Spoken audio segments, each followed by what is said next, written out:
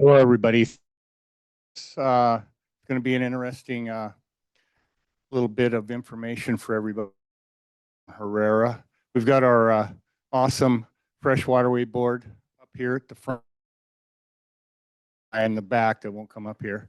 But anyway, question and answer period. So Becky's going to run this part of it. So we'll let her and we'll get the show on the road. All right. Thanks tonight for this town hall. We're going to learn more tonight about our Fresh Waterways Algae Management Plan and water rate study.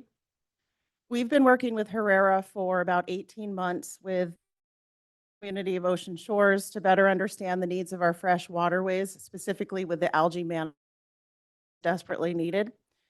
Their subconsultant FCS has been working with Herrera on the rate study, which is ready and available and will go to council in the near future.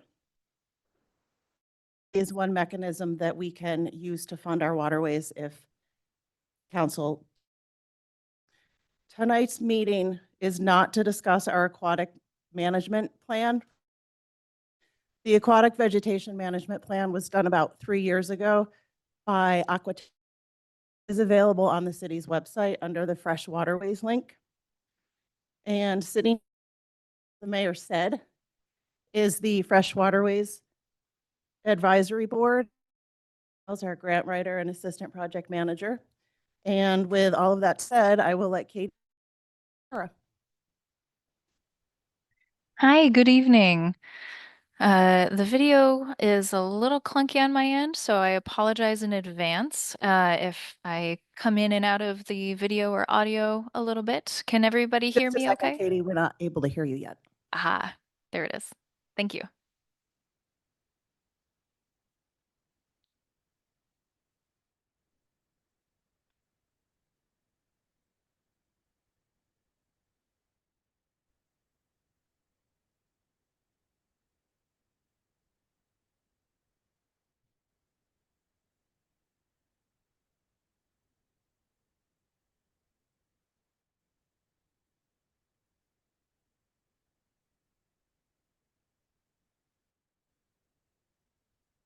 Go ahead and try again, Katie.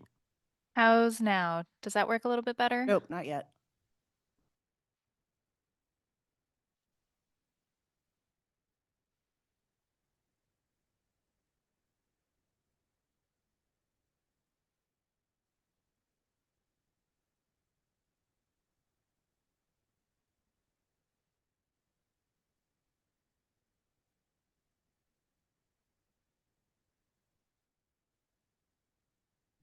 Just to fill in a little bit of the time, the Fresh Waterways Advisory Board we have every month at 2 o'clock.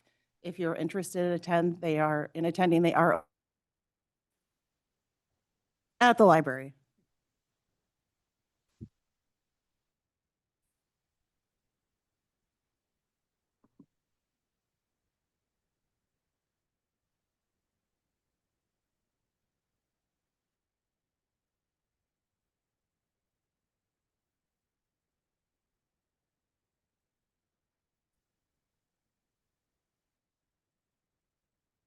How about now? Are we ready? Clark, do you want to see if we can hear you? We won't put you on the spot for the whole meeting, but we're just. I can certainly try to talk, but I can hear Katie. So I assume you can't hear me, but I'm happy to keep just gesticulating. Wow, just gesticulating. Okay, we can hear you now. Okay, can you hear Katie? All right, can you hear me too? Yeah. Perfect. Great. All right, wonderful.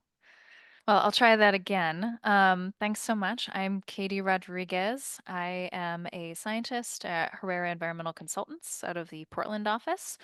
And I'm just absolutely thrilled to be here with you all again this evening. Unfortunately, I'm not there in person, but it won't be the last time that I'm out in Ocean Shores.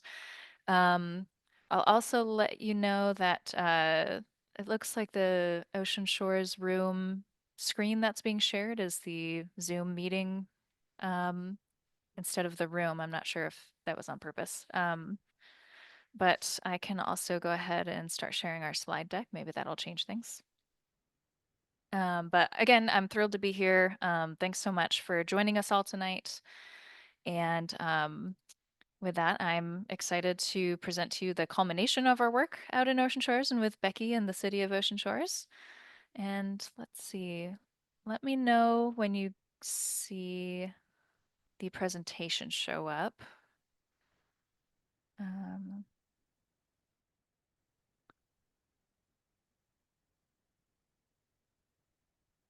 Let's see. I haven't used Zoom in a while, so forgive me for the technical difficulties.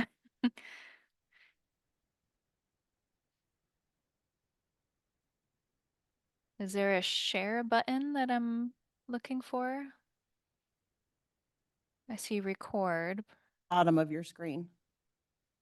raise hand. Aha, there it is. Thank you so much.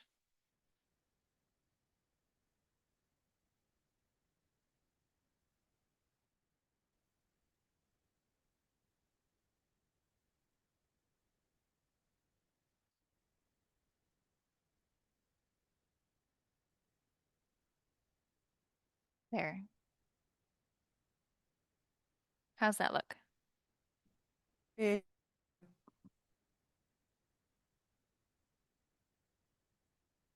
Okay, wonderful. It looks like you're seeing me. All right.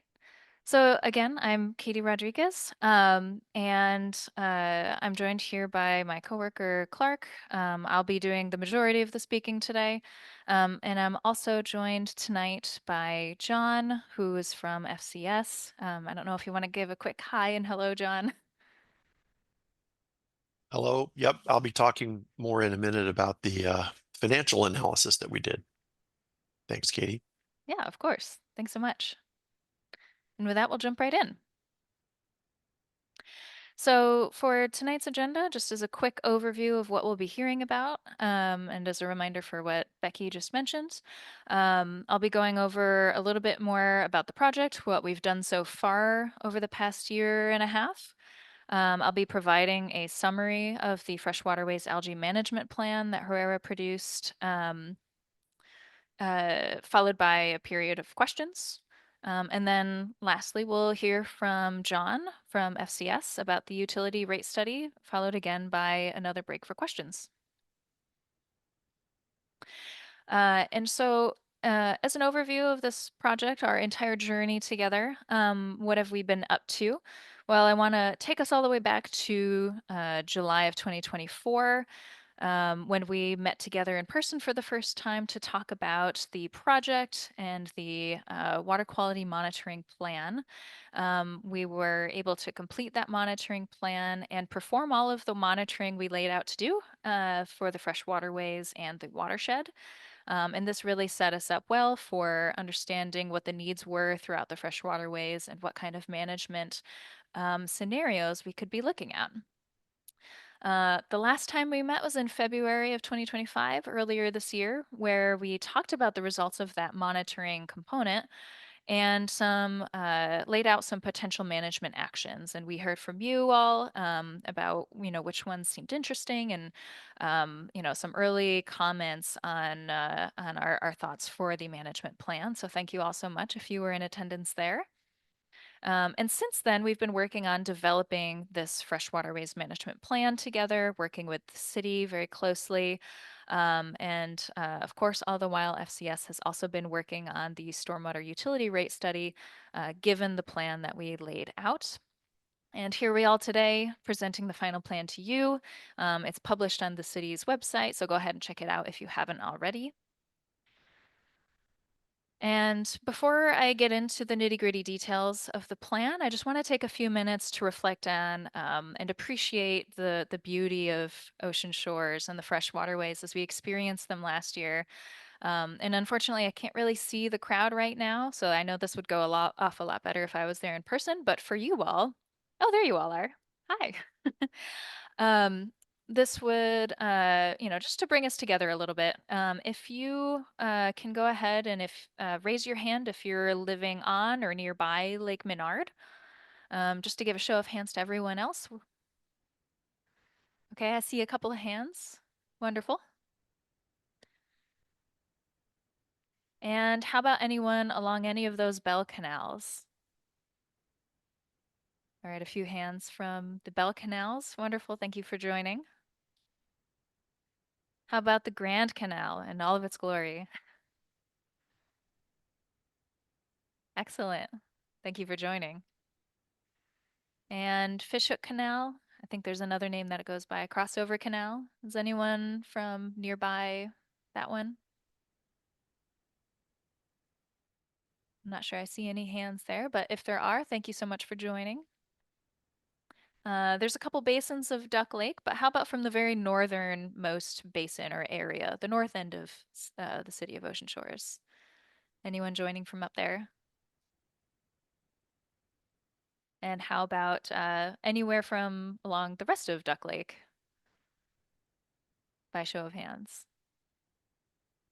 Okay, several of you. Thank you. It's a big lake.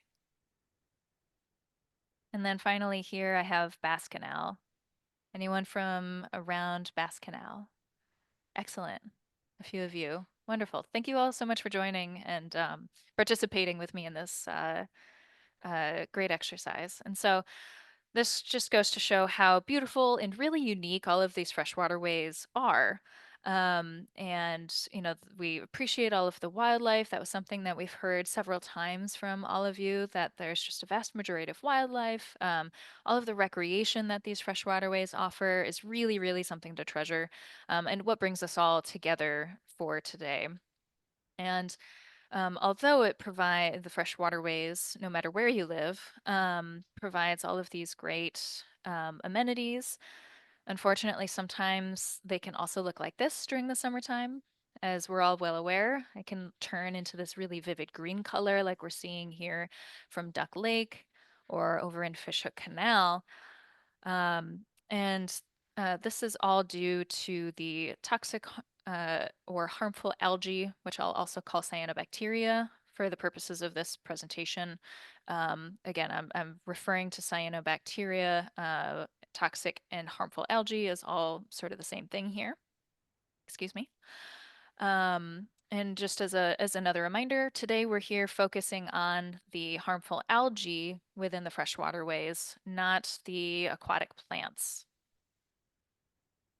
And so with all of this toxic algae, just as a reminder, why do we care about all of that? And why are we here today to try to prevent it?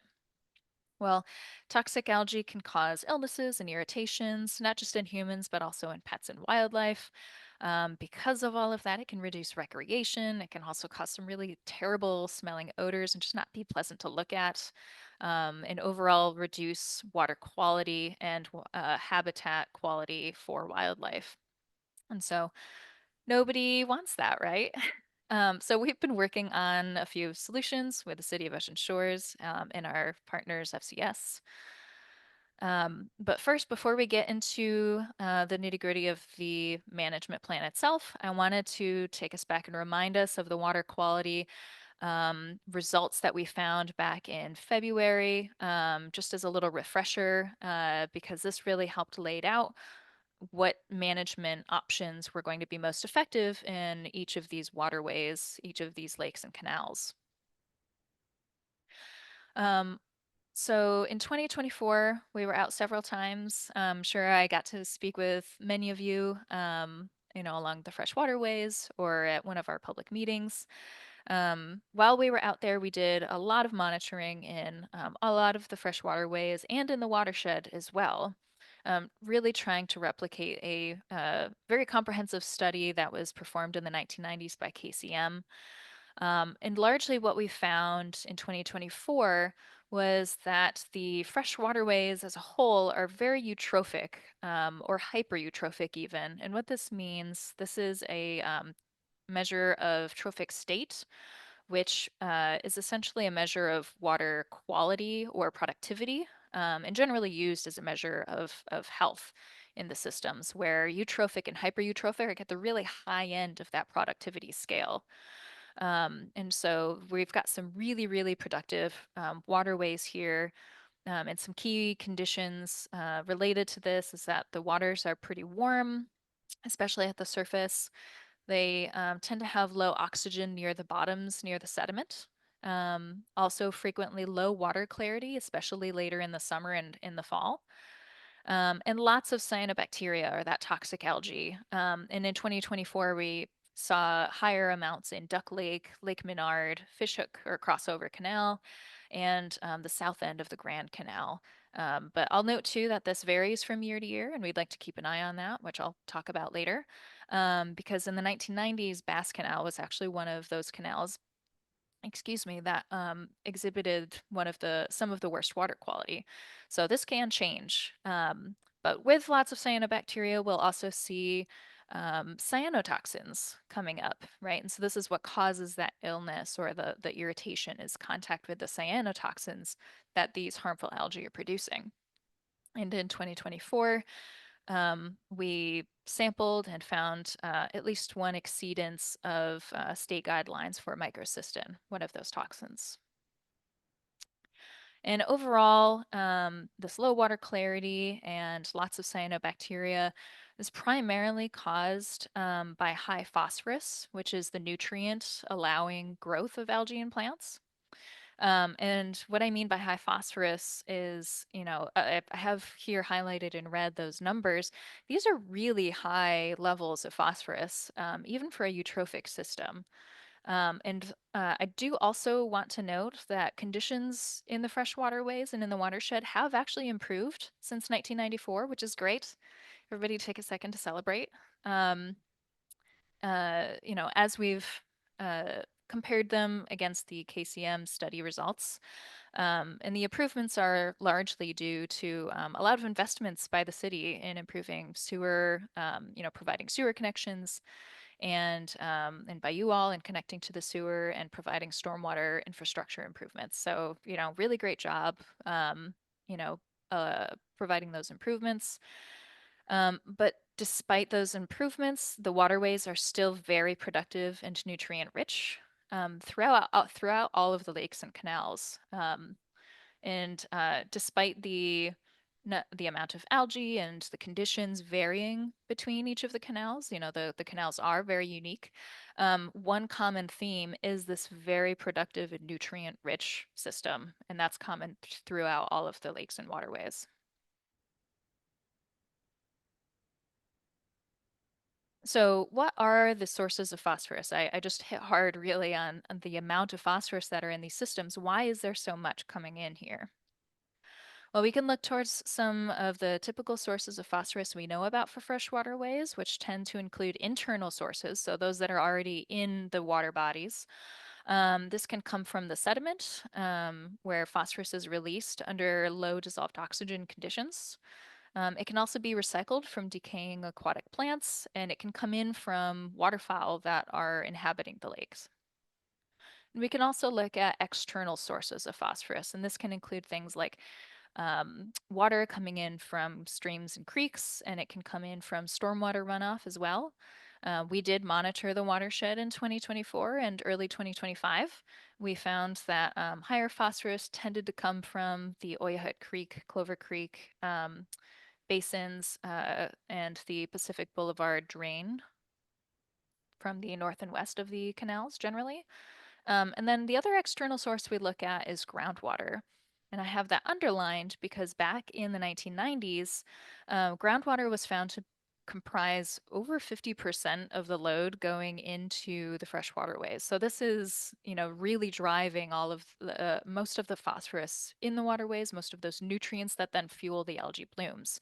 And this is even higher than what's coming in from surface waters combined. So this is a really important source of phosphorus. And given our 2024 monitoring, we believe that these loading estimates are still accurate today.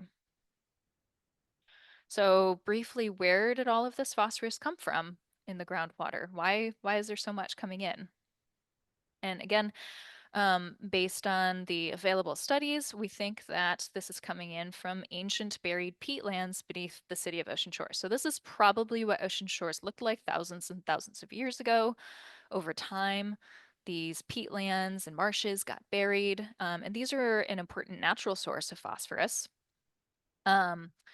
that just happened to be beneath the city. And being on the coast with such permeable soils, what we find is that the groundwater is very connected to the surface waters throughout ocean shores. So what we have is a unique combination of these ancient buried peatlands, which are naturally leaching phosphorus and nutrients into the groundwaters beneath ocean shores. And then those groundwaters are then connected to the surface waters. So really allowing, it's a unique pathway for all of that phosphorus to be making its way back up to the surface. So what do we do about it? We have all these blooms, we have all this phosphorus. What can we do and what will we be doing? So that's what we're here today for, is to develop a freshwaterways algae management plan. Again, that's published now, and I'll go ahead now and talk about the main components of that plan and our primary recommendations, given all of the monitoring that we've done and all of our work with the city and talking with you all. The first component is looking at the fresh waterways. There is a lot of water here. It is difficult to keep an eye on how much water is, excuse me. It's hard to keep an eye on so many waterways, all these individual finger canals, all of these really unique and specific areas. It's just a large undertaking. So to help make management more manageable, what we decided to do is institute what we're calling management units, where we're grouping together some of these canals and lake systems based on unique hydrology and shared water quality. So we have specified 9 individual management units. And this map may seem familiar if you were at our February meeting where we sort of unveiled this idea. Essentially each of these units represents one common water body with common water quality and hydrology. And so, like I said, this allows us to make management a little bit more manageable, sort of assigning these unique areas to keep an eye on and address the unique conditions of each of these common lake or canal areas. It also allows us to personalize management goals and strategies to each of these unique areas, and potentially also trial some newer adaptive technologies where we could consider some of these canals or portions of these management units as potentially mesocosms where we can try out some of these new technologies or try out some more well-known technologies and study how effective they are in this system and include that in our adaptive management plan, considering that for the future. The second main component of the management plan outlines the goals and objectives for what we're trying to achieve here. So we know that we're trying to reduce blooms and risk to public health and wildlife. How exactly are we going to do that? So what we have laid out here is objectives for the entire fresh waterways as a system as a whole. And then we also have objectives per management unit. So I'll go over the objectives for the entire fresh waterways first. For the entire system, what we want to see is improved public awareness and communication with the public about algae blooms to ultimately reduce exposure and risk to these toxins. We also want to be reducing the number of years that have blooms in them, so to less than 2 for every 10-year period. And this is important. This is particularly infrequent for the number of blooms. We're seeing blooms in ocean shores right now every year. We want to reduce that to 2 years out of every 10 years. And this is based on ecology's listing criteria for HAB impaired water bodies, so algae impaired water bodies. And to do that, we're going to need to reduce the trophic state, again, that lake health criteria, down to a lower or mid-eutrophic level. Again, this is still pretty high for a system, for a freshwaterway system in Washington state, but this is going to be a manageable and achievable goal based on where the freshwaterways currently are at a hyper-eutrophic level. And then next, we also have these objectives to be considered on a per management unit basis. So again, looking at each of these management units for each Lake Menard and Fishhook and the Bass Canal, Mid Duck Lake, what have you. So for each of those, what we're looking at is the toxin advisory duration. We want to reduce the number of days that each of these units are seeing a bloom and having a toxin advisory. We want folks to be able to use these waterways. And again, so this is to less than 3 consecutive weeks at a time, where we'd like to see toxin advisories, or even less frequently if possible. And again, this is based on ecology's listing criteria. We also need to be reducing the amount of overall summertime algae to achieve some of these goals. And again, we've laid out less than 24 parts per billion of chlorophyll A, which is a measure of algae. It's the pigment that allows them to grow. And again, this is quite high. It's based on this lower mid-eutrophic state. But again, this will be more achievable in the near term. And with adaptive management, as we begin reaching some of these goals, we can modify them in the future. Okay. The next major component that we recommended in the plan is to continue algae and water quality monitoring. And this is really important for a couple of reasons. One, we just want to be more informed and consistently informed about what's going on in the waterways. But we also want to be seeing if we're meeting our goals and objectives with whatever management strategies are implemented. So at the very basic, we want algae bloom surveillance during the summer times, especially. Again, this will help us feel and be more informed about the algae that are in the system, the potential risks and potential opportunities for sampling toxins if necessary, if those blooms are occurring. So, basically getting out there every week to each of these management units to see if there's a bloom and to sample it if there is one. Pardon me. In addition to that, we also recommend regular water quality monitoring. So a program like we instituted last year in 2024, where we're out there at each of these management units testing the water quality for the total amount of algae through chlorophyll, where we're looking at the amounts of phosphorus and some of these other water quality variables like temperature and dissolved oxygen. That can give us a lot of information moving forward about the effectiveness of these management strategies and how far we are to meeting these management goals. And I also want to note that the algae bloom surveillance and sampling, there's already a wonderful program that is managed by the Washington State Department of Ecology that provides free testing for the city of Ocean Shores and other municipalities to be able to test some of these cyanobacteria samples. And that's something that the city of Ocean Shores is already coordinating. So wonderful job. The next major component of the plan is we recommended to increase communications with residents and visitors alike. We know that these are two very important populations and users of the freshwater bays of Ocean Shores. And it's really critical to help reduce risk towards the public and pets.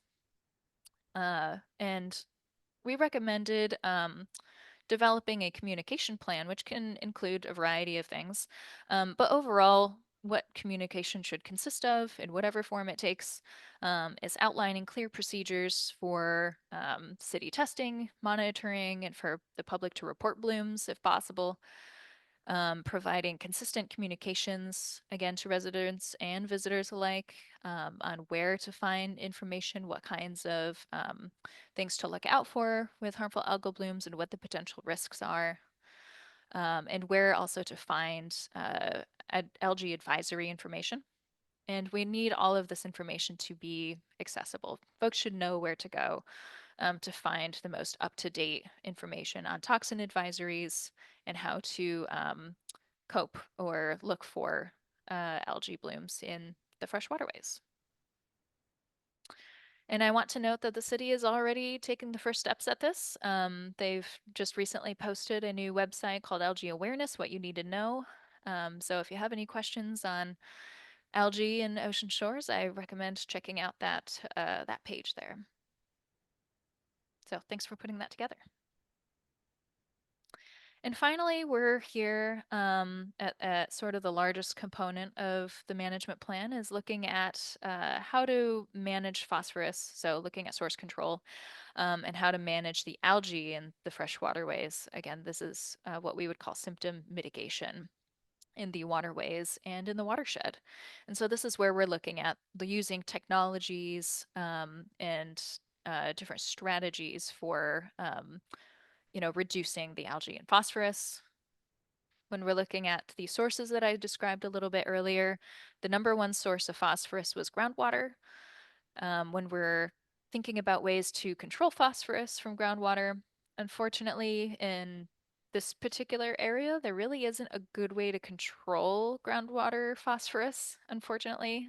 Again, it's due to those ancient peatlands. We can't really get down there and dig it all up. So what we're going to need to rely on for this particular source is in-water mitigation. And so I'll speak to it in a little while. The different strategies and technologies that we looked at for mitigating phosphorus in the waterways. Next, we're looking at watershed inputs. So again, this is from those streams and the creeks in the watershed. How do we control phosphorus from there? And briefly, just to continue the improvements, what we found in 2024 is that they're working. The phosphorus coming in from stormwater and creeks has reduced based on compared to what was found in 1994. So working on completing those sewer connections, there's a few remaining septic systems in the watershed. Continuing stormwater improvements throughout the watershed, but also you all can help too as residents. We can reduce our use of fertilizers. We can make sure that we're cleaning up pet waste so all of that phosphorus doesn't end up in the waterways. We can also improve shorelines by planting native species and reducing or removing your lawns entirely. This can help reduce erosion, the sediment getting into the waterways and that muck buildup over time. And it can also help deter waterfowl from leaving all of their droppings and all of that phosphorus in your lawns and ultimately ending up in the waterways as well. And then we're also looking towards internal cycling and release. So all of those internal sources of phosphorus, like I said, from sediment, from waterfowl, and what we're really looking at for reducing this is potentially inactivating the phosphorus that's already in the water and sediment, which I'll speak to in a moment. That is an in-water management method. We can also look towards methods that reduce how easily the toxic algae or cyanobacteria can grow relative to other types of algae. Because if we reduce the toxic species and increase the more beneficial species, then there's less likely of a chance of toxic advisories in risk. And overall, looking at these in-water management strategies that can improve water quality. So what are these in-water management strategies that I've spoken so often about? Briefly, some of the top strategies that we considered, these top technologies, include mixing or circulation devices. This is a picture showing a device that floats at the top of the water and improves the circulation at the very surface. And what this does is it disrupts the cyanobacteria's advantage for floating above other types of algae and really hogging up all of that light, allowing better and more beneficial types of algae to grow in its place. We also considered oxygenation or aeration technologies, and these are systems which are placed on the bottoms of lakes to add oxygen into that very bottom layer to prevent that chemical reaction that allows phosphorus to infiltrate in from the sediment, to be released from the sediment, and can also potentially help prevent that groundwater phosphorus from coming in and being released as well if it's trapped in the sediments first. We also looked at phosphorus inactivation. I've mentioned that a couple of times, and what this is, it can be comprised of a variety of different chemicals, including alum or lanthanum. But what this is a chemical treatment that effectively locks in phosphorus particles, and it can lock it in the water. It can lock it from the sediment, and it can also create somewhat of a barrier for trapping that phosphorus before it can reach the water in the waterways. We also looked at algicides, and algicides are a great near-term they're very technology. They're very effective at killing specifically algae, any type of algae, but they're very short term. They're not great for long-term plans, as you use them over and over, that could get quite expensive. But they're a really great option for these defined areas and for short-term control at reducing potentially some of the most thick or problematic blooms. So we considered those. We also considered dredging. I knew a few folks were interested in dredging as an option. And I just want to, we did look at this, and in addition to how expensive dredging is, I also want to remind folks that sediments are not the primary source of phosphorus in this particular system. Just as a reminder, most of that phosphorus is coming in from the groundwater. So if we're digging it up, we're making it potentially easier for that groundwater to move into the surface water. So those deeper holes, more dredging, could allow for more phosphorus input from the groundwater, and that's not really something that we want to add to. And then we also considered other experimental or emerging technologies. These are things that don't have quite as consistent evidence for improving water quality or reducing harmful algal blooms, but they do show promise, or at least improvements in some systems, and so they're worth trying, especially if the price is right. So looking at things like sonication or ozone, with or without micro or nanobubbles, straw, or even some shading dyes. So this is a lot of methods.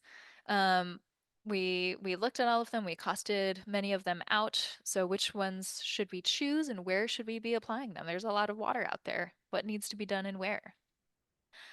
To help answer this question and to provide some sort of selection for you all and for the city, we outlined 3 level of service scenarios. And this term level of service will be important for the upcoming presentation by FCS as well. So from here on, this is a great thing to retain, level of service. And what I mean by level of service is the level of benefit, or the level of management, essentially, that we are recommending under each of these scenarios. And so at the first scenario, we have the lowest level of service or lowest level of benefit, with the lowest level of management implemented. And this comes at the lowest cost as well. So that's the benefit of reduced management, is lower cost. And then we have a second level of service where it adds a bit more management options at a slightly higher cost, right? And then we have the third level of service scenario. This is the one where there's the most level of service, the most management going on, but this also comes at the highest cost. And I'm going to move through those, through each of those with you here shortly. So on the left-hand side here, hopefully you can all see that in person. Let's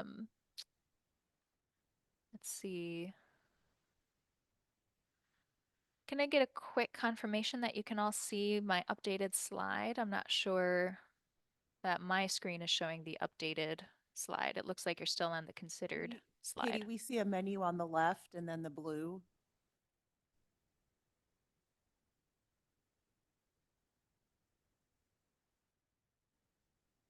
You should be seeing an arrow of sorts and the beginning of a table on the left. Yeah. Yes. Sorry, Becky, is that what you're seeing?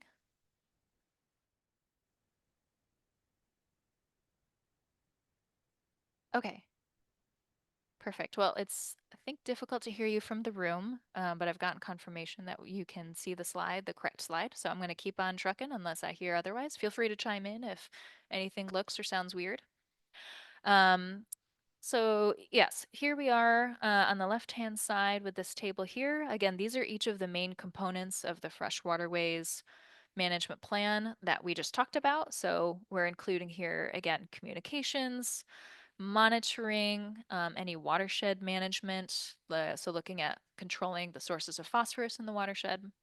And then I have outlined here in water management options for each of these 9 management units as we divided them. So for the first level of service option, we're focusing here on including the basic monitoring strategy of bloom surveillance. So making sure that we're getting out to each of those management units to look for algae blooms and sampling them if possible. And we're also including some enhanced circulation technologies in 3 out of the 9 management units to break up the amount of cyanobacteria floating on the surface and help that the other types of beneficial algae grow instead. And this comes at an annual cost of $41,000. A quick note about the costs down here at the bottom.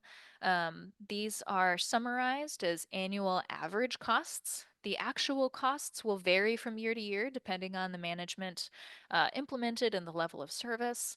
And much more information on costs are available within the plan itself. But just as a quick and easy way of comparing overall costs between these level of service scenarios, we've averaged them out over 20 years and included that average cost here at the bottom. So for the lowest level of service, we're looking at $41,000 per year for this. The moderate level of service scenario, so number 2, improves on level 1 in that we're also adding, you'll see here, a communications plan. And we're also adding some trophic state monitoring. So getting at some more of those, the water quality monitoring that we performed in 2024 in addition to bloom surveillance. So we're adding that in. And then we're also adding in management for all 9 of the management units. And here, instead of enhanced circulation for the bell canals and the Bass Canal, we're instead adding alum. And that's true for most of the management units. And again, alum is one of those chemicals that are that inactivate or trap the phosphorus in the system, not allowing it to be used by algae. And this is true for all but Fishhook Canal, where we are keeping the enhanced circulation device, but also adding some algicide treatments to really cut back on the severe blooms that are seen in that particular canal. Excuse me. And all of this coming at about $350,000 on average per year. And the final and third high level of service scenario, it actually includes everything in the moderate level of service scenario, but adds a few more items. So in this level of service scenario, this is adding 3 improvement projects in the watershed. We're assuming a mix of stormwater improvement and sewer connection improvement projects. And in addition, for the Lake Menard Management Unit, instead of annual alum treatments to lock in the sediment, we're instead recommending a oxygenation system be installed at the bottom of Lake Menard with occasional iron supplements. And what this does, just as a reminder, is it helps prevent that chemical reaction from occurring that allows phosphorus from the sediments and potentially coming in from groundwater from reaching the water above. It keeps it locked into the sediments effectively onto those iron particles instead of being allowed into the water and for use by cyanobacteria and harmful algae. So with all of those, that'll come out to an average annual cost of $570,000 per year. And this is not really inclusive of other potential pilot projects, as I mentioned before. The structure of each of these management units can potentially allow some of these areas to be treated like mesocosms to, again, test the effectiveness of some proven technologies or even to test how well some experimental or some of those emerging technologies can perform. And something like this could include nanobubbles for use in some of the finger canals in the Grand Canal, or it could include a short-term alum study in Fishhook Canal, for example, just to see how long some of these strategies are lasting. And then we can adapt upon that later. So just to wrap up all of this information, This was an overview of the freshwaterways management plan that's currently published online. I urge you to go ahead and read through that if you'd like. Um, Overall, the plan includes some background information that I really didn't get into today, including some of the history and water quality in the area, previous studies. It goes over the goals and objectives for improving harmful algae and water quality in the freshwaterways. And it really goes through a lot more detail on these recommended management actions and the timeline for potential implementation of these management strategies.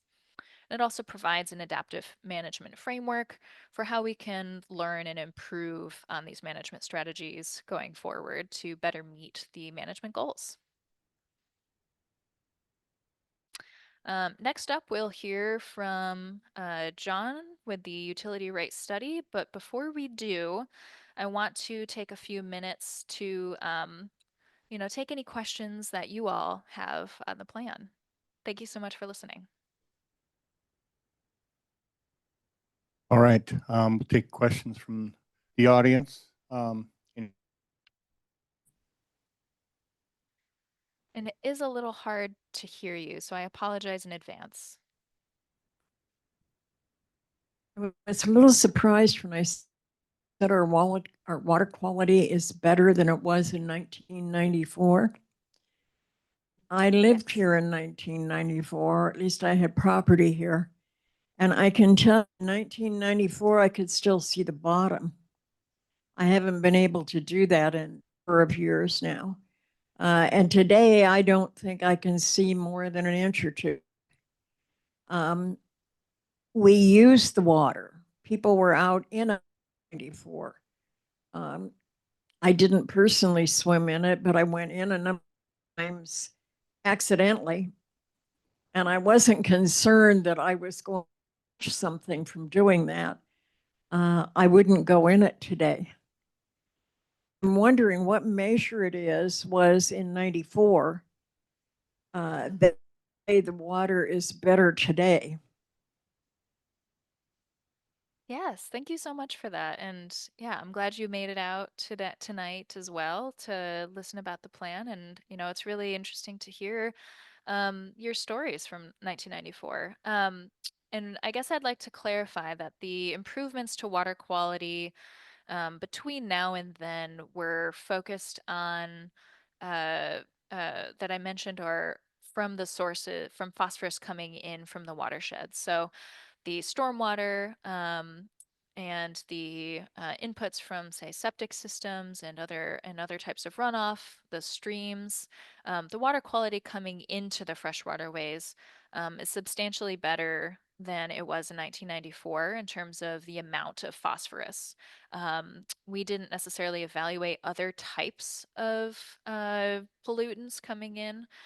So I do want to note that when I'm talking about better water quality, I'm primarily talking about the nutrients coming into the fresh waterways. And I'll also note that the water quality within the fresh waterways, in the lakes and canals, it does vary over time.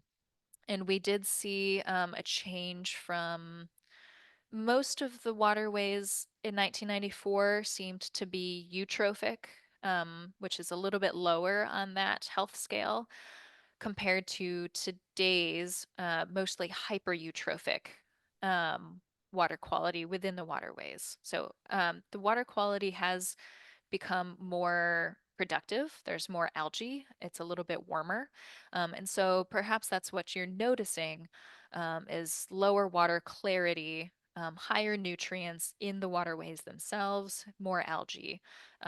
So I do want to reflect on that your observation is correct. And but it does vary over years and depends and varies between the canals too, because as I said, back in 1994, Bass Canal was actually one of the worst water quality canals, whereas this year the water quality in Bass Canal was more improved compared to some of the other lakes and canals in the system. So it's definitely worth keeping an eye on each year to see what changes there are in water quality. over time and between the canals. You know, what could be influencing worse water qualities in which areas? So thank you so much. And just to be clear, while the water quality has improved over time, it's still in pretty poor shape. You know, there's still quite a bit of phosphorus coming in, even from the stormwater and septic systems. So there has been some substantial improvements. So again, great job. We love to see that forward momentum, but there's definitely still more work to be done. Hi, David Lynn here. I think you answered the question I was going to ask about other pollutants and how much you tested for that. You know, what's the effect of runoff from impervious surfaces into the culverts and then into the canals and into the lakes, and what kind of interaction there might be between chemicals or the runoff and with the bacteria? Yeah, thank you so much. That's a wonderful question. So we did look at bacteria as one of the water quality parameters coming in from streams and stormwater. Um, you know, there with a limited data set, it's difficult to look at trends over time. But there is higher bacteria coming in from, I believe it was Oyahut Creek. I'd have to go back and look at the plan at this point. But that was one of the places where we saw higher bacteria. Looking at an overall impact of impervious surfaces in the watershed would be a great analysis for future study.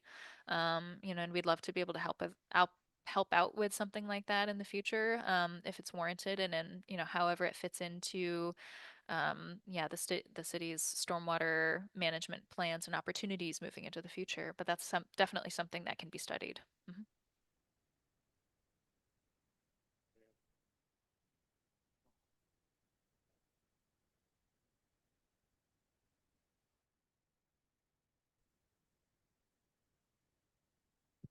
In both the book and in your talk this evening, you talked about algicide was a short-term fix. Please define short-term. Is it days, weeks, months? I love that question. Thank you for bringing that up. It depends on where you're applying the algicide. Typically, algicide works in the form of days to potentially weeks. For ocean shores, I would expect it would work again depending on which management unit and the dosage and whatnot. I would expect it to work on a time scale of days, which is really helpful for managing risks in, again, smaller areas and in advance of potentially some really important recreational events, or potentially just reducing overall algae in an area where it's particularly impactful, such as swimming beaches. Mhm. Anybody else have a question here? How about from the Fresh Waterways Board? No? Katie, for the algicide question, I have a couple of questions for it. Do you need an applicator's license for an algicide? Yes, you do. That's correct. Okay. And you'll need And a then permit. you said how long it would take to take effect. How long would it last? How long could we expect for it to last before potentially the same area would need another treatment? Yeah, so the algicide actually works immediately. You can see results within 20 minutes. You know, you can see that algae dying back.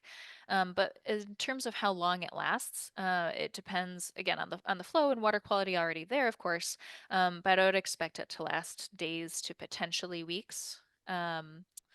Before treatment is needed again. And so, where it's included in the plan is to really help promote the growth of other types of algae species instead of cyanobacteria. And reduce the overall scums that we're seeing in those really impacted areas where there's just a high amount of growth of algae. And in the plan, we talk about recurring algicide treatments for the case that we're using them. So they can be effective in limited areas over time. And of course, this is all something that can be adapted over time. If it's not something that we think is, cost effective moving forward, we can always look to other types of management strategies. Anybody else before we move on to the next part? You got a follow up here? Okay. With the algicide, does that have any side effects? Does it have any other negative impacts on the water system, or is it just simply narrowly targeted at the algae? Thank you. It is targeted at the algae. So it's a peroxide-based chemical. So the peroxide breaks up into harmless chemicals after it's applied, and it specifically targets algae. So cyanobacteria and other types of algae as well. There are no other impacts. Thank you. Yeah, hello, Katie. A quick question. In the third scenario, the alum was the primary effector. What is the relative effectiveness between the alum and the algicide? Yeah, thank you so much for asking. So alum treatments are focused on controlling phosphorus as the source of algae growth, right? So algae need phosphorus in order to grow. The effectiveness of alum is much longer than algicides. Alum in a system can last multiple years. Best case scenarios can last 10 to 20 years. For ocean shores with the high amount of phosphorus in the system, we would likely need recurring alum treatments to help knock back the total amount of alum in the system to make it to a level where algae growth is effectively controlled.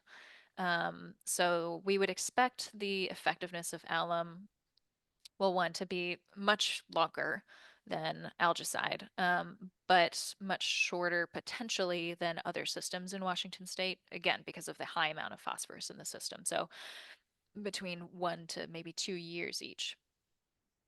But this is something that we, could recommend studying in one or multiple of these pilot programs in some of these management units.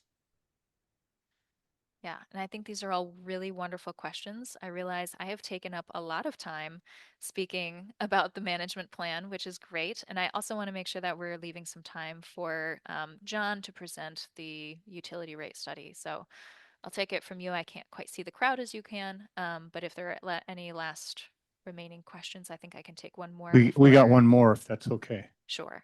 Thank you. All right. I think I know the answer, but I'd like confirmed. My understanding with the alum is that as it settled to the bottom, it would effectively put a cap on all of that stuff at the bottom, all of the old vegetation rotting. And so it would prevent both percolation from the peat bog underneath, and it would prevent percolation from the rotting vegetation mat.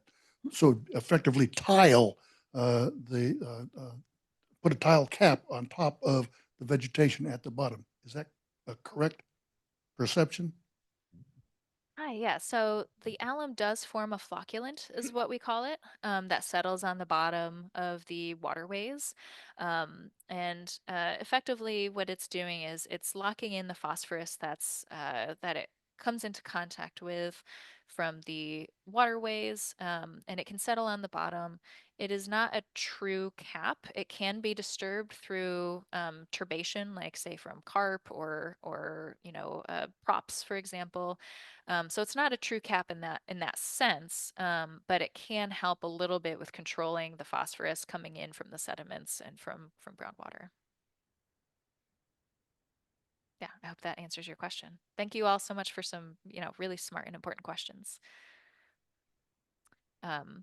Thank you, Katie. We're ready to move on with FCS. Thank you for your presentation. Yeah, of course. Thank you so much.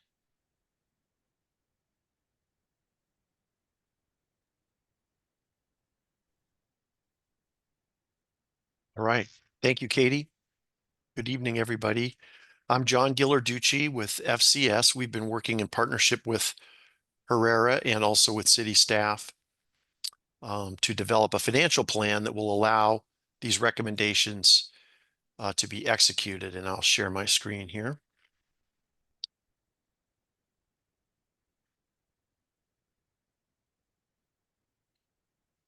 So the way that we have laid out our presentation tonight, we'll be focusing a lot on what we call the revenue requirement. And what the revenue requirement is really just a financial plan. It's a series of rate adjustments that will generate the amount of revenue that's needed to meet all of the stormwater utility, which is the utility that will fund this plan, that will meet all the obligations of the stormwater utility going forward.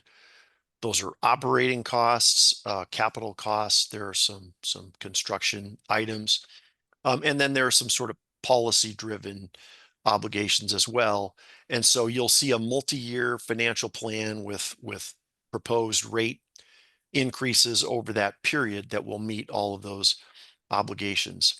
And the way that we've laid out the presentation tonight, we'll talk a little bit about how we do this, what the methodology is, excuse me, and we'll talk about what some of our key assumptions are that are built into our numbers. We have some rate survey information, so we can show you what stormwater rates are around the region to give you an idea of where the city of Ocean Shores fits in and would fit in. And then we'll get right into the revenue requirement forecast for each of the levels of service that Katie described previously. So we'll be able to look at the rate impacts of each of those. So an overview of the rate study looks like this. On the left side are some of the policy questions that we talked through with city staff, and you'll see those built into the actual analysis.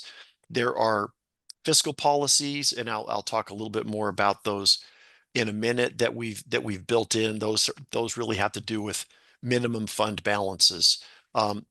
There's a capital funding strategy that we have built in that makes assumptions about how the capital projects will be paid for by a mix of rates and in some cases grants.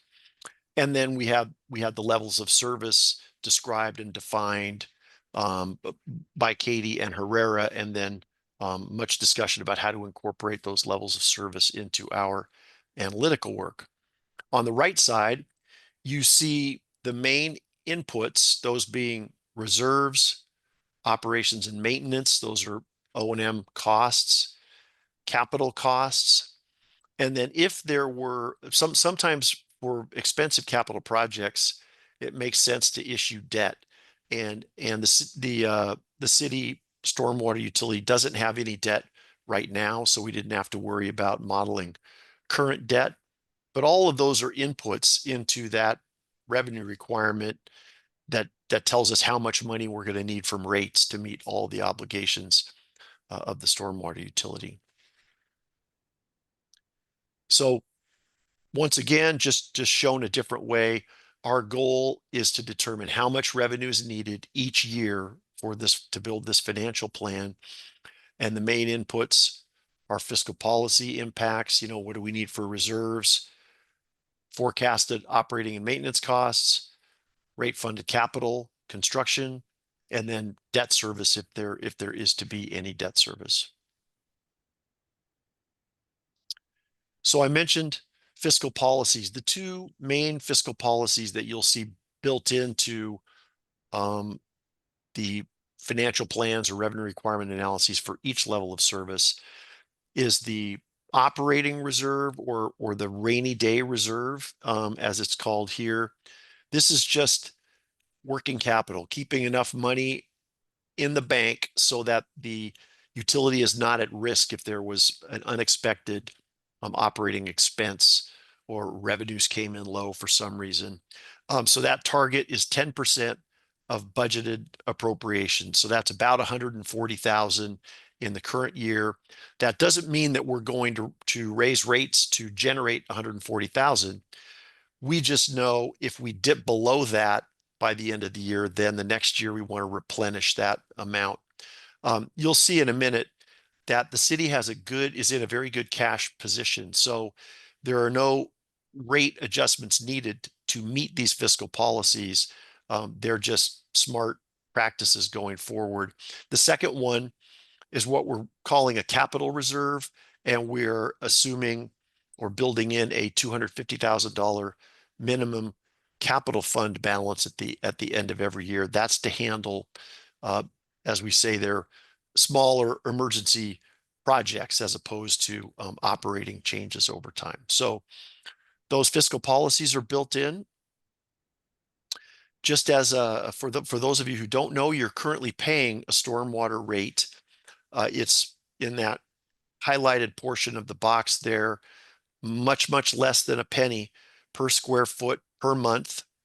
And for typical single family residential customers, that falls between $5 and $15 per month for stormwater service.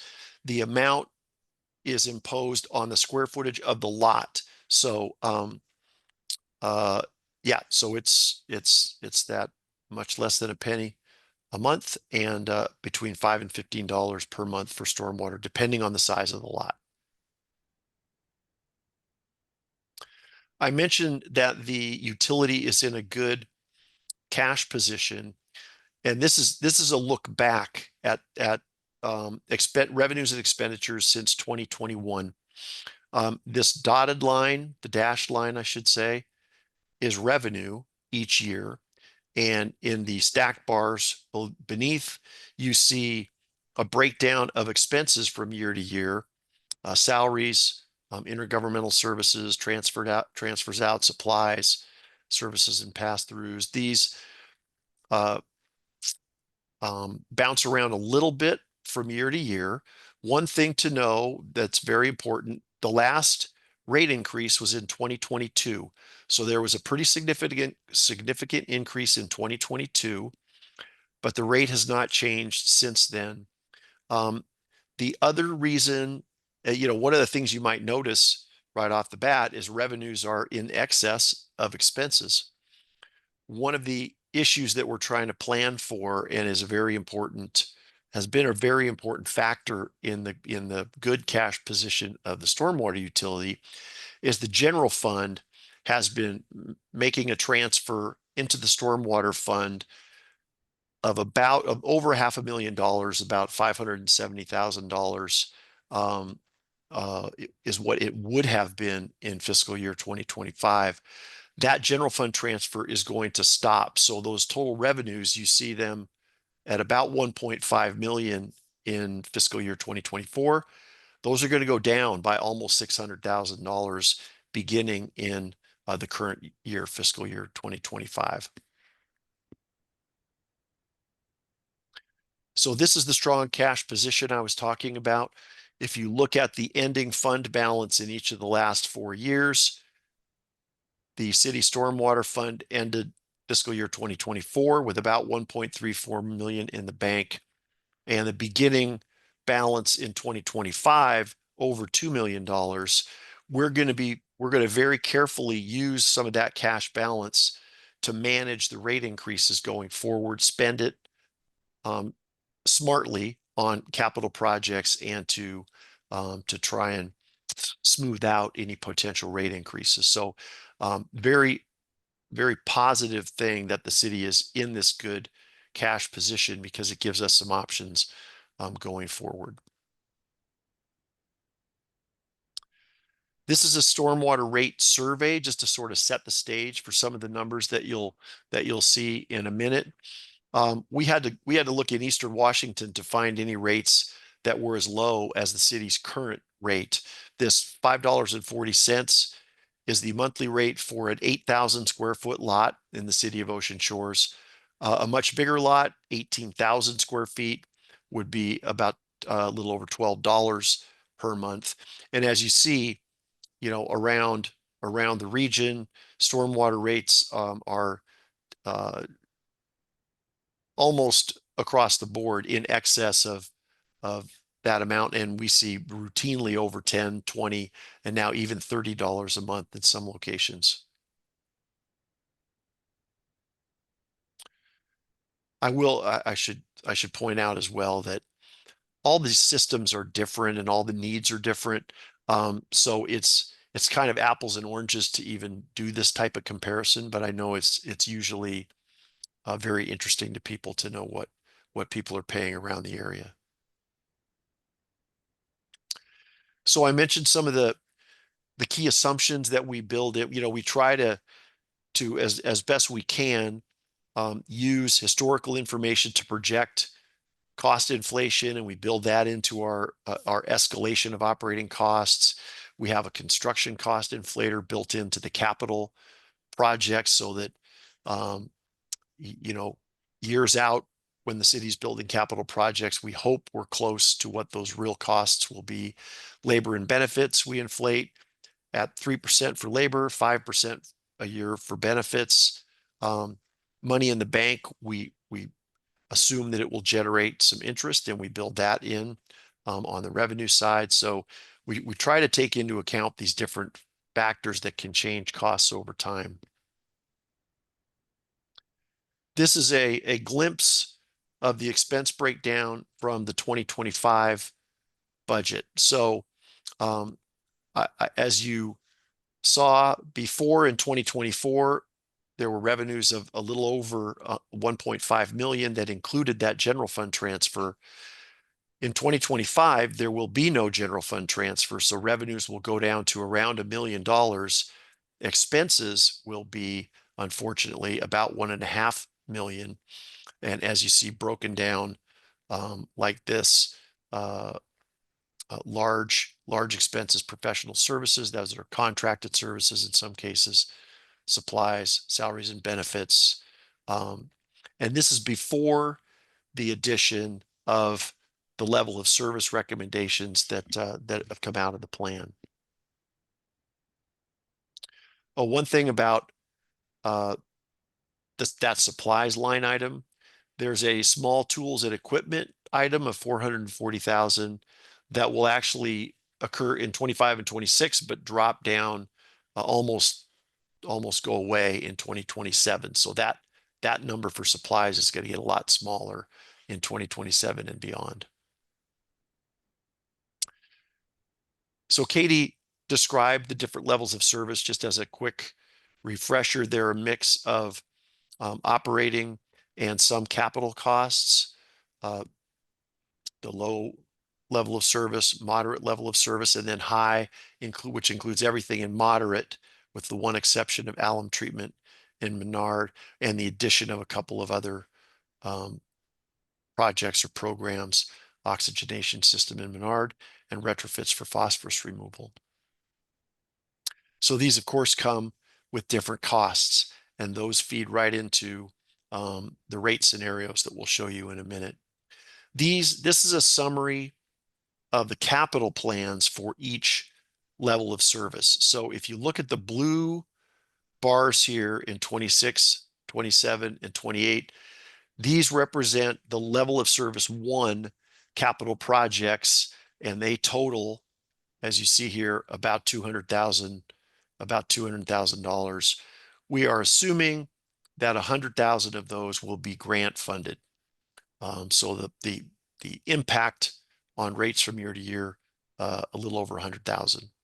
Level of service 2, which includes more programmatic or operating costs and less capital, you see is that orange, or the orange bars in 26, 27, lower capital expenditures of 87,000, which we're assuming be erased by grants. So the effect on the revenue requirement or financial plan will be 0. As you see, many more capital projects planned because it's a more ambitious level of service. For level of service 3, totaling a little over $2.4 million. We are, however, assuming that the city won't proceed with all these projects unless they're able to get grant funding to the tune of almost $1.8 million. So the impact on the stormwater utility and the financial plan, $630,000 in total.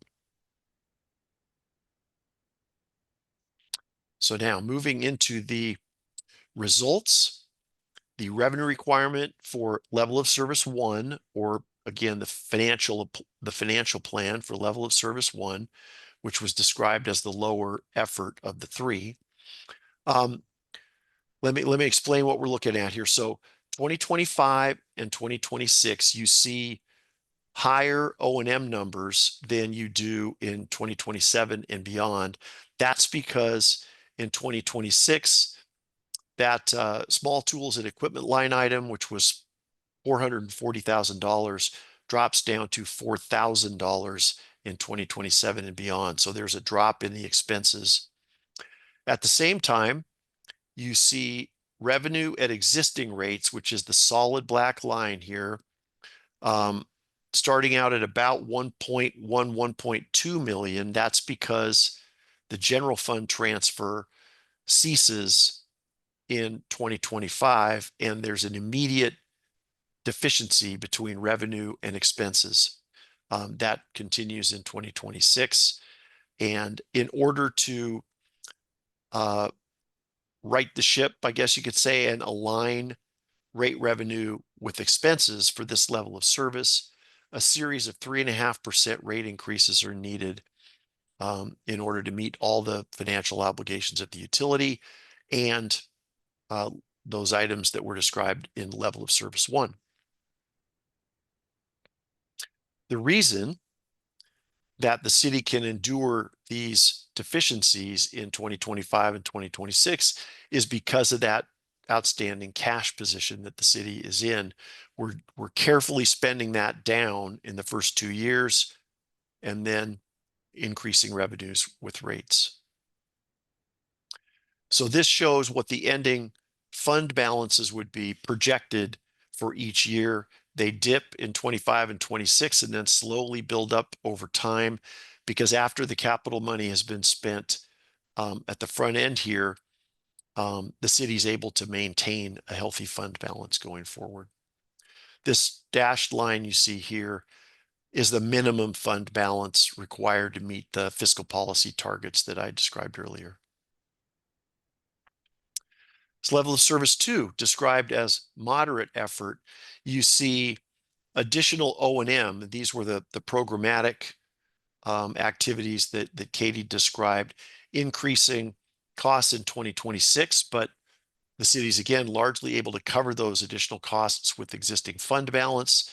And then over time, rate increases of 8% per year allow the city to get back ahead of expenses with rate revenues and then begin to fund capital with some rate contribution. Up until that point, we're using fund balance and rate increases to generate enough money for capital. But this plan, and by 2033, able to get back down to more like inflationary increases at 3.5% per year. And I know these percentages look large. I'll show you in a couple slides what they are in terms of dollars, because the initial rate is so low, the dollar impacts are nowhere near as alarming as the percentage increases.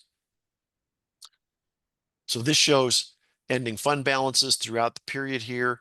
Because this one's a little bit more aggressive, we're spending fund balance down, but we're still staying well above that recommended minimum fund balance target. And there should be around $1 million in the bank at the end of 2034. So for level of service 3, described as high effort, this one includes all of the moderate level of service plus some additional programs and projects. There are additional operating costs up front. As you can see in this yellow slice, we're beginning to fund more capital with rate money, including the fund balance. This takes 3 years of 14.5% increases to kind of climb the hill, and then back to inflationary 3.5s for the rest of the planning period. And again, a little under $1 million in ending fund balance at the end of 2034 after all that work's been done. So to give you an idea, I mentioned the percentage increases and what they look like in dollars. So the way to read this is in the top 3 rows of this table, you have the percentage increases, and those are the same increases you saw in the preceding slides for each level of service. And then what the resulting monthly rate per square foot of lot size would be, how that would go up from year to year by those percentage increases. And then what that means to an average single family bill for an 8,000 square foot lot. So beginning with the $5.40 monthly bill, you can see in all 3 of these, the rate is still less than $10 by the end of 2034. Percentages on these comparatively low rates, the rate stays at least comparatively reasonable over the period, and the city's able to get done whatever level of service is chosen by the end of 2034 and still have a fairly manageable rate. So yeah, wanted to make that point. In summary, we've got the different rate increases or rate plans by level of service. For level of service 1, that was 3.5% per year. Level of service 2 was 8% per year through 2032, and then 3.5% after that. Level of service 3, 14.5% per year for 3 years, and then 3.5% every year after that. The additional O&M and capital needs of levels of service 2 and 3, we will spend fund balance to manage those very carefully and then generate positive cash flow as the rates catch up with the expenses. And we've tried to keep the rates as low as possible by managing it that way. And then as you noticed in the comparables chart, the city's current rate for a single family residence or a single family residential lot is low compared to its peers around the region. And as we just saw, even those higher percentage increases will have a lower dollar impact than you might expect because of that. So that's it for our prepared material. We're ready for questions. Right, thanks. Yeah, we got a question here.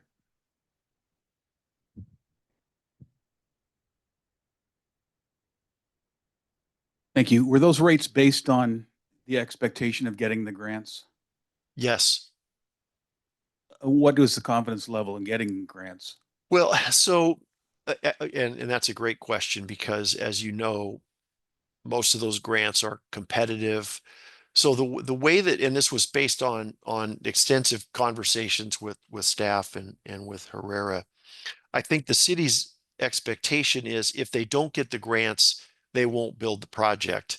So that's why we felt comfortable projecting that the grants would come in, because the understanding was if you don't get the grants, then the city wouldn't be faced with generating the entire cost of those projects. And we think that, and I probably shouldn't even say this, but as competitive as these grants are, we think that ultimately there's a pretty good likelihood the city will be able to get some of that. Okay, thank you.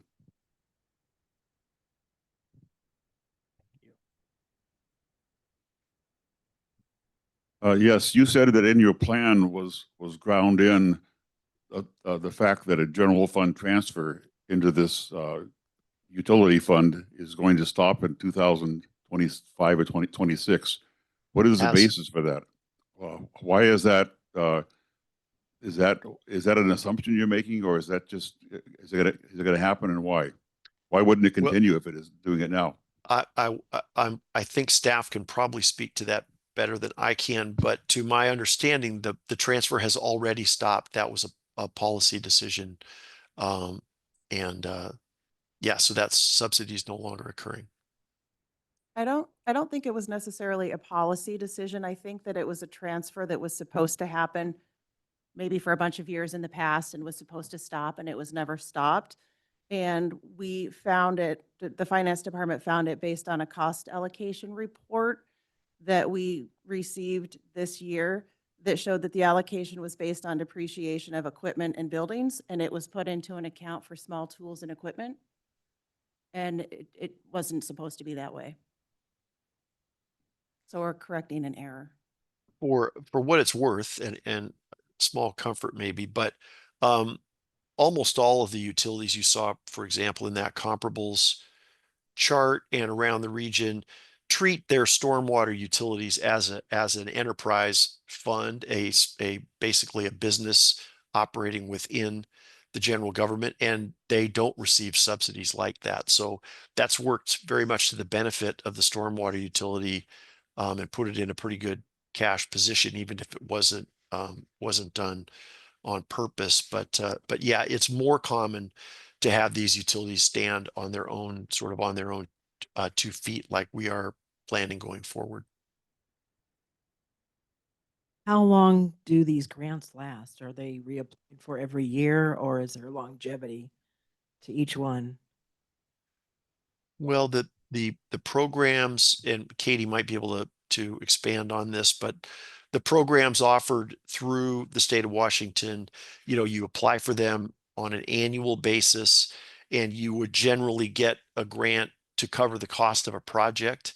And then there'll be some strings attached to how you're able to use the grant money, but you can use it over the course of a few years to get the project built. If you have a project, many years later, you could apply for a grant at that time for that project. So they're fairly regular, annual application process and awards, unless the grants, go away. They rise and fall sometimes in the amount of funding that's offered. But yeah, they're generally there to be applied for on an annual or periodic basis. Yeah. You got your hand up, Richard? Okay. I was going to chime in just real quick and say that was a great overview. There is a So, variety of as I read the grants. report, what I remember is that the alum treatment, which I perceive to be the most effective phosphorus treatment that we could use, the alum treatment for 20 years, I think, for 10 years was $20 million. And the level 3 service, this is my question, the level 3 service at this, I'm looking at less than $10 for an 8,000 square foot house. Will that cover that alum treatment over the course of this plan?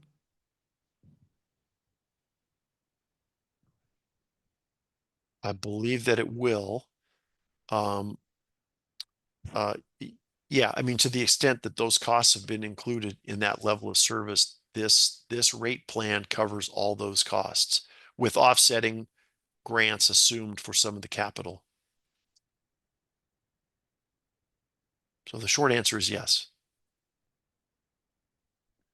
Right. Couple more questions, looks like.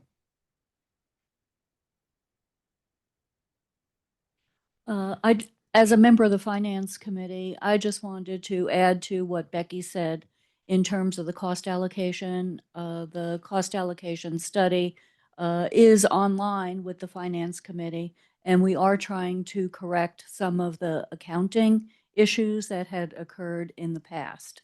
So that's why there is no longer that transfer into the fund.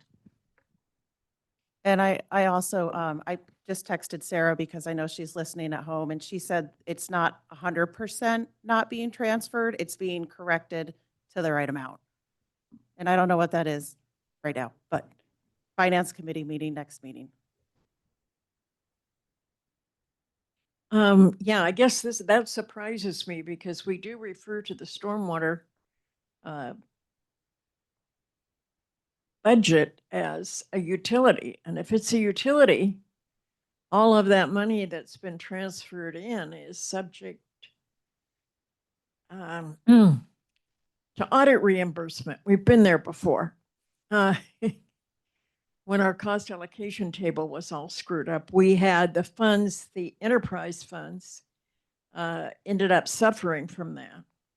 So I'm glad to hear it's being looked at and corrected. I wonder how much damage it will do. And that brought me around to the storm drain utility is more than just our fresh waterways. And as we build out and as we have more concrete, Um, and that's happening rapidly. We may be faced with having to treat some of our stormwater.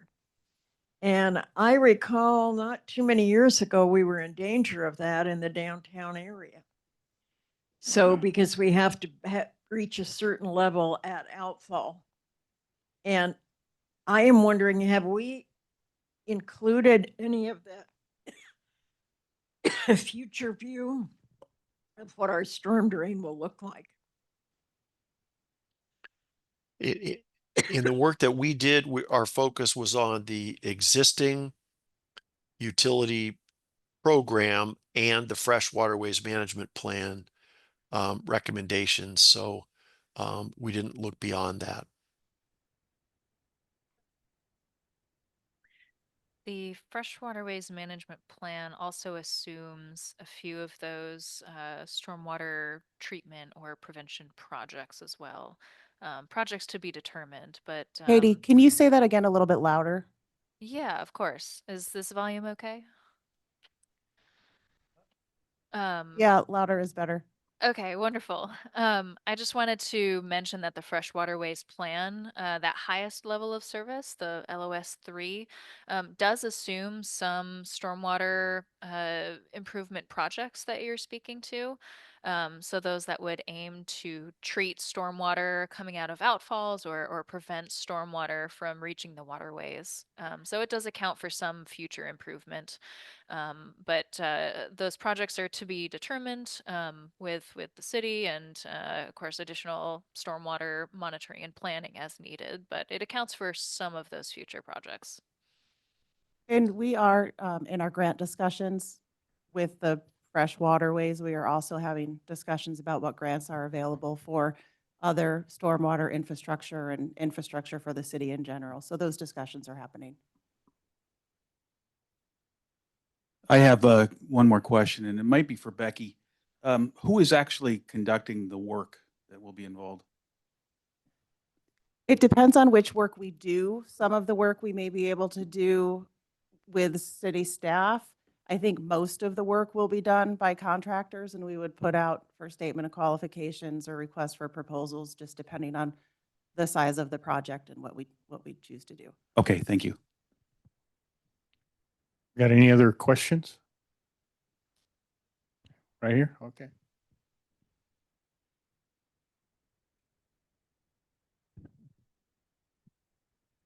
You say this is all the fresh water. Would it help if the city was not dumping the storm into the waterways?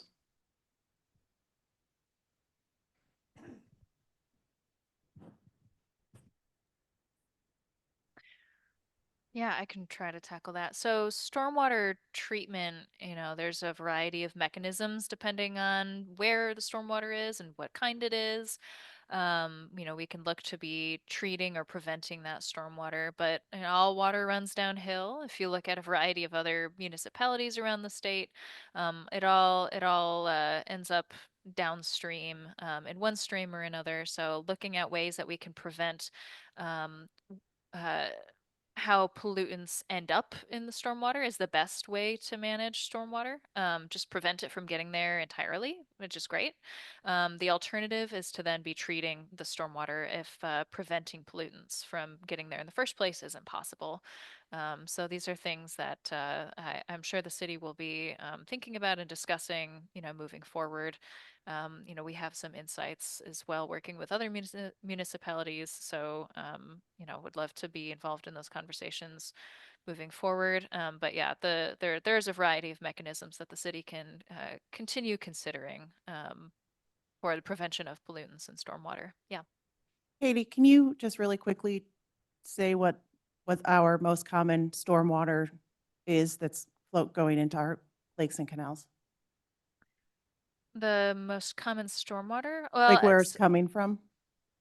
Uh, well, it's runoff from the entire watershed. I'll say briefly. Whatever is coming off of the driveways, roofs, parking lots, it's ending up in a ditch somewhere, which flows into another ditch and eventually into the waterways at some point. So there's a variety of pathways, I would say, throughout the watershed. from the monitoring locations that we chose in 2024, which were semi-strategic, we found the highest phosphorus coming in from, I'd say, the west side of the canals, like the Pacific Ocean side of Ocean Shores. I believe in the Pacific Boulevard drain was one of them. But other pollutants include, bacteria loading. Those are things that are important for the city and residents to keep an eye on. I recall a fair amount of bacteria, such as E. coli coming in. I again believe this was from the Oyahut Creek drainage that empties into the Grand Canal, excuse me. So these are definitely areas to keep an eye on in the future and great places for potential stormwater improvement or retrofit projects. We have any other questions?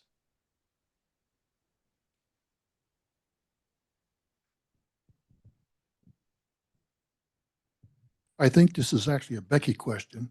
Should I hold until they're done? Anybody have any other questions concerning this presentation? Okay, I guess we will wrap it up. I appreciate everything you guys presented today. I want to thank you for that, and thank everybody for coming in. Thank you. For sure.